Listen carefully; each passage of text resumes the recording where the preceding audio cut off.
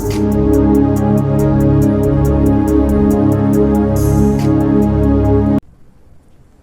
ప్రభువును మన రక్షకుడు అయిన యేసుక్రీస్తు నామమున అందరికీ వందనాలు. దేవునికి స్తోత్రాలు.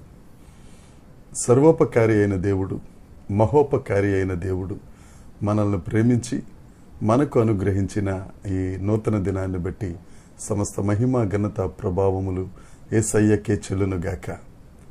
ఆ గొప్ప దేవుడు మనల్ని ప్రేమించి ఈ నూతన దినములో మనకిచ్చిన వాగ్దానం యెహోషువ గ్రంథము 17వ అధ్యాయము 17వ వచనం.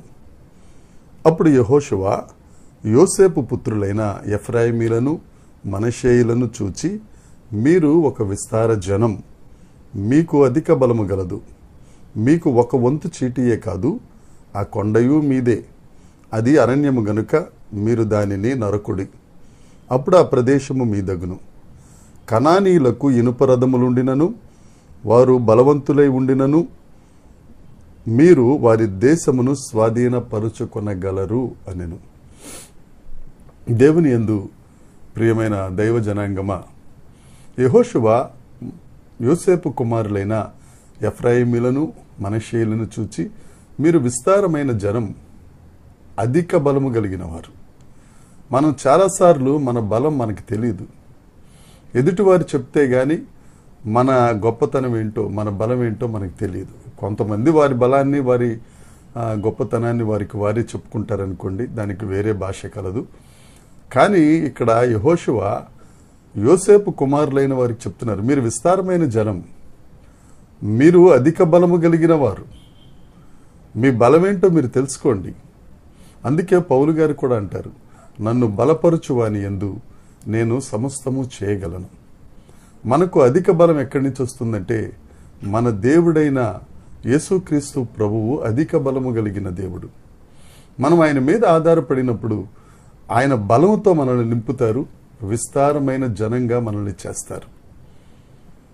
మనం ఎదుటి వారిని చూసి బలవంతులనుకుని మన బలహీనతలు మనం వెతుక్కుని, మన బలహీనతలను బట్టి మనం కృంగిపోయి ఎదుటి శత్రువును బలవంతుడిగా ఎంచుకుని మనం భయపడిపోతుంటాం. నా ప్రియ సహోదరి సహోదరుడా, ఈ దినాన్న దేవుడు నీతోనే మాట్లాడుతున్నాడు. నీవు విస్తారమైన జనం, నీవు అధిక బలము కలిగిన వాడవు. నీ అంతటి నీకు బలము లేకపోయినా బలవంతుడైన దేవుడు నీ కుడిపక్షమునున్నాడు. బలవంతుడైన దేవుడు నీకు తోడుగా ఉన్నాడు. బలవంతుడైన దేవుడు నీలో ఉన్నాడు. ఆయన యందు మనకు అత్యధిక విజయము కలదు. ఆ దేవుని నమ్ముకున్నట్లయితే నీవు బలము కలిగిన వాడు. ఆ ఎదురుగా ఉన్న అడవి, కొండ ప్రదేశం నీదే. యెహోషువ చెప్తున్నాడు యోసేపు కుమారులతో, యోసేపు కుమారులరా, ఆ ఎదురుగా ఉన్న కొండ అరణ్యం మీదే, నరుక్కోండి. ఆ పాడైపోయిన స్థలమును ఆశీర్వదించబడిన స్థలంగా మీరు చేయండి.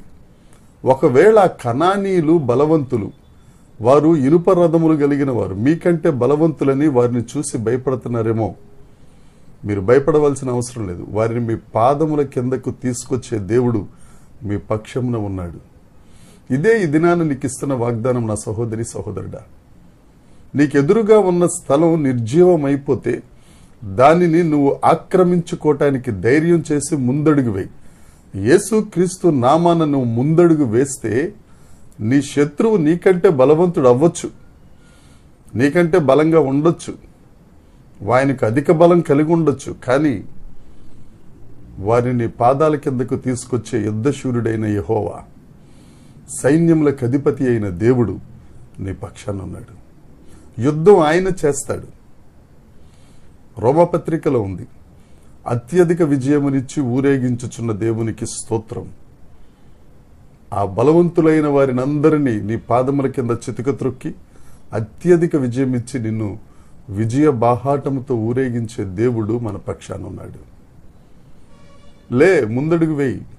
దేవుడున్నాడు. దేవుని మీద నమ్మకం ఉంచి, దేవుని మీద ఆధారపడి నీ యుద్ధమేదో దేవునికి అప్పగిస్తే నీ ఎదురుగా ఉన్న అరణ్యం కూడా జనవాసం అయిపోతుంది.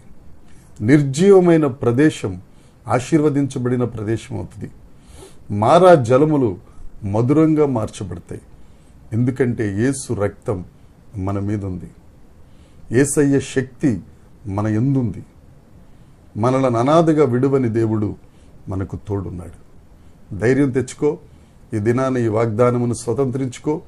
నీవు విస్తార జనమని, నీవు అధిక బలము కలిగిన వాడమని, నీ ముందు నీ శత్రువు ఎంత బలవంతుడైనా వాడిని నీవు కాళ్ల కింద అణగద్రొక్కుతావని జ్ఞాపకం చేసుకుని ధైర్యం తెచ్చుకుని నీవు ఆశీర్వదించబడి అనేకులకు ఆశీర్వాదంగా ఉండు. రోషం తెచ్చుకో. రోషం కలిగిన దేవుడు మన దేవుడు. దేవుడి మాటలు దీవించునుగాక. దేవునికి మహిమ కలుగునుగాక. ప్రార్థన చేసుకుందాం. పరలోకమందున్న మా తండ్రి పరిశుద్ధుడా, నీకు స్తోత్రం. నాయన, మా అందరికీ మీరు ఇచ్చిన వాగ్దానం, మీరు విస్తారమైన జనం, మీరు అధిక బలం కలిగిన వారు. నీ శత్రువు ఎంత బలవంతుడైనా వాడిని అణగద్రొక్కుతావు అన్న నీ యొక్క వాగ్దానాన్ని బట్టి నీకు స్తోత్రం. మా శక్తి కాదు, మా బలం కాదయ్యా. నీ ఆత్మచేత, నీ కృపచేత మీరు మాకు విజయాన్ని ఇస్తున్నందుకై నీకు స్తోత్రం. యేసు నామమును బట్టి ఆ విజయాన్ని మేము స్వతంత్రించుకొనుచున్నాం.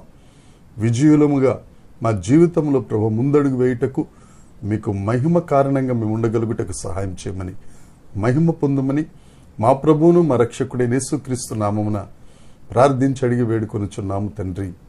ఆమేన్. దేవుని కృప మనందరికీ తోడై ఉండునుగాక. ఆమేన్, ఆమేన్, ఆమేన్.